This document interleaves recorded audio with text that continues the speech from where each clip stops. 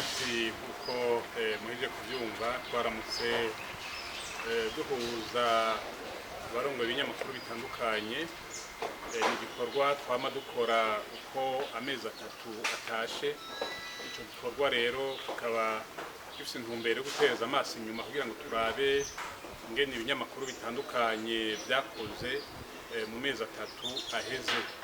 Ni icyumviro rero caje kiva mu barongoye ibinyamakuru bitandukanye, hanyuma mu kigo kijeje gukurikirana ingene ibinyamakuru bikora duca turacakira turagishima. Kuva ico gihe rero twatunganije inama maze tugaheza twereka abarongoye ibinyamakuru bitandukanye aho bakoze neza kugira ngo bashimikire, naho byoba byarabagoye cyane cyane tukabereka amakosha yakozwe, tukabereka n'amategeko batubahirije. Gutyo rero tugaheza tukaza turahanurana bukebuke. Hanyuma rero turaheza tukaraba ibyakozwe. Ubu rero tubabwira yuko muri iki gice giheze cyahuriranye n'ikiringo gikurikira amatora, twaramaze gushima ingene abamenyeshamakuru bakoze mu gutanga amakuru ajyanye n'amatora.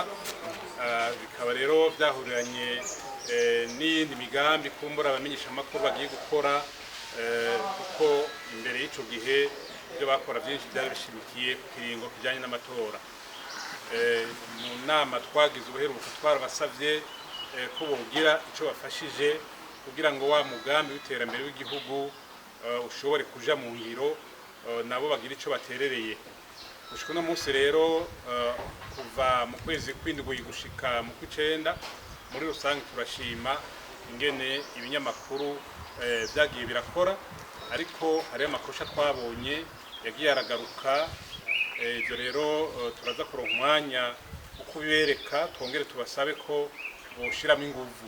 Ikindi twabonye giteye ingorane nuko ibinyamakuru byinshi bikorera ngaho i Bujumbura, maze ugasanga n'amakuru menshi atangwa agarukira ngaho i Bujumbura, kandi kumbure abantu baba ngaha hagufi y'igisagara atari bo bayakeneye gusumba, ahubwo bakeneye abamenyeshamakuru ari ngombwa ko bagenda hagati mu gihugu muri ya makomine ari hirya kure y'ibisagara, kugira ngo abenegihugu bayabamwo nabo bashobore gushikiriza imigabo n'imigambi yabo, eka mbere n'ibyo basaba, hanyuma bibone gutorerwa inyishu.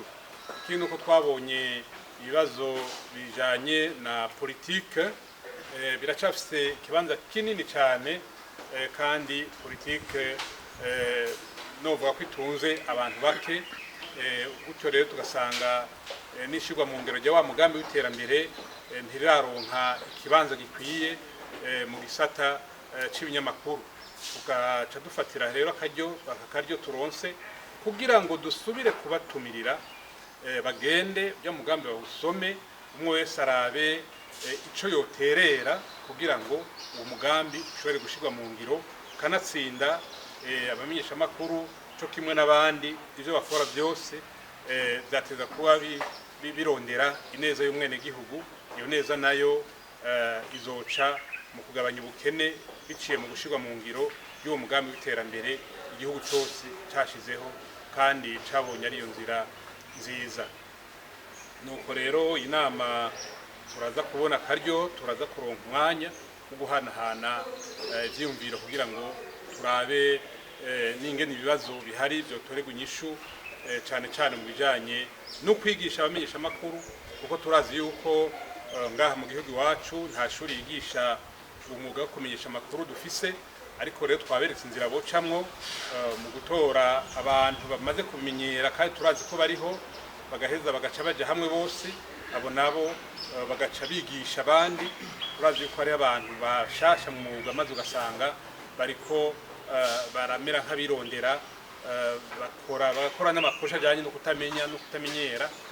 Tukabasaba rero yuko boshira ingufu hamwe kugira ngo icyo gikorwa kiranguke, kugira ngo utwo tubazo tujanye n'amakosha afatiye kutamenya kubamenyesha amakuru batandukanye turabe ko yoheza agatorerwa umuti.